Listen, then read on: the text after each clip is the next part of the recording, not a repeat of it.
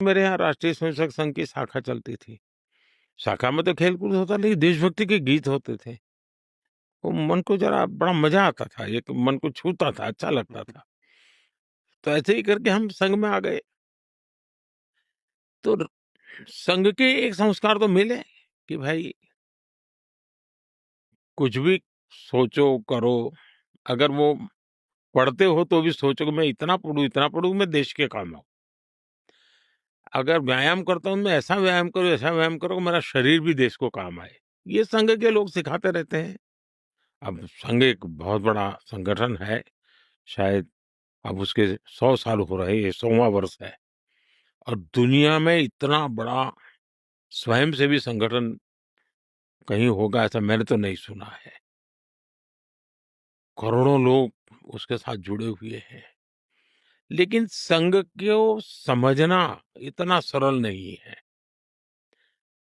संघ के काम को समझने का प्रयास करना चाहिए और संघ स्वयं तो एक पर्पज़ ऑफ लाइफ जिसको कहें, इसके विषय में आपको एक अच्छी दिशा देता है। दूसरा देश ही सब कुछ है और जन सेवा ही प्रभु सेवा है। ये जो हमारे वेद काल से जो कहा गया है, जो हमारे ऋषियों ने कहा, जो विवेकानंद ने कहा, वही बातें संघ के लोग करते हैं। तो स्वयंसेवक को कहते हैं कि भाई तुम्हें संघ में से जो प्रेरणा मिली, वो 1 घंटा शाखा है, वो स्वयं नहीं है, यूनिफ़ॉर्म पहनना वो स्वयं संघ नहीं है। तुमने समाज के लिए कुछ करना चाहिए और वो उस प्रेरणा से आज ऐसे काम चल रहे हैं जैसे कुछ स्वयंसेवकों ने सेवा भारती नाम का संगठन खड़ा किया है। ये सेवा भारती जो गरीब बस्तियां होती है, झुग्गी-झोपड़ी में गरीब लोग रहते हैं, जिसको वो सेवा बस्ती कहते हैं। मेरी मोटी-मोटी जानकारी है, करीब 1.25 लाख सेवा प्रकल्प चलाते हैं वो और किसी सरकार की मदद के बिना समाज की मदद से वहां जाना, समय देना, बच्चों को पढ़ाना, उनके हेल्थ की चिंता करना, ऐसे ऐसे काम करते हैं। संस्कार उनके अंदर लाना, उस इलाके में स्वच्छता का काम करना, यानी बिल्कुल 1.25 लाख एक छोटा नंबर नहीं है।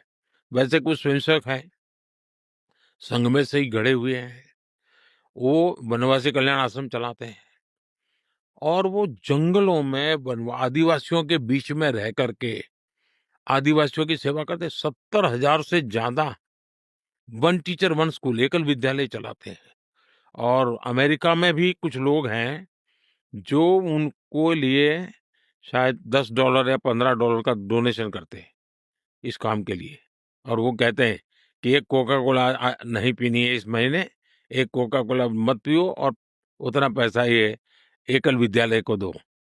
अब 70,000 एकल विद्यालय आदिवासी बच्चों को पढ़ाने के लिए करना, कुछ स्वयंसेवकों ने शिक्षा में क्रांति लाने के लिए विद्या भारती नाम का संगठन खड़ा किया। करीब 25,000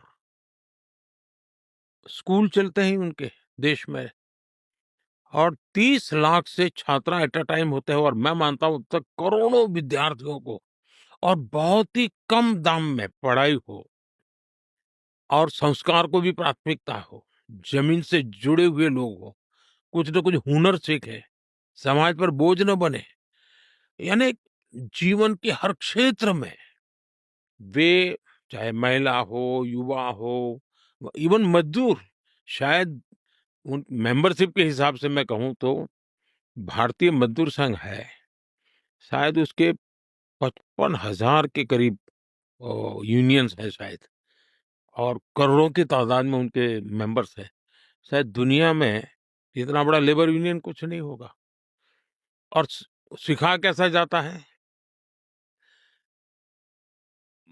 लेफ्टिस्ट लोगों ने मजदूरों की मूवमेंटों को बड़ा बल दिया।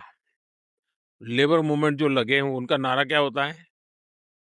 Workers of the world unite, दुनिया के मजदूरों एक हो जाओ, फिर देख लेंगे, ये भाव होता है। ये मजदूर संघ वाले क्या कहते हैं जो आरएसएस की शाखा से निकले हुए स्वयंसेवक मजदूर संघ चलाते हैं, वो कहते हैं वर्कर्स यूनाइट द वर्ल्ड। वो कहते हैं workers of the world unite, ये कहता है workers unite the world. Unite the world. ये कितना बड़ा वाक्य, दो शब्दों में इधर उधर है, लेकिन कितना बड़ा वैचारिक बदलाव है। ये संघ की शाखा से निकले हुए लोग अपनी रुचि, प्रकृति, प्रवृत्ति के अनुसार जब काम करते हैं, तो इस प्रकार के गतिविधियों को बल देते हैं। और जब इन कामों को देखेंगे, तब आपको 100 साल में राष्ट्रीय स्वयंसेवक संघ ने भारत के सारे चकाचौंध दुनिया से दूर रहते हुए एक साधक की तरह समर्पित भाव से, तो मेरा ये सौभाग्य रहा कि ऐसे पवित्र संगठन से मुझे संस्कार मिले जीवन के।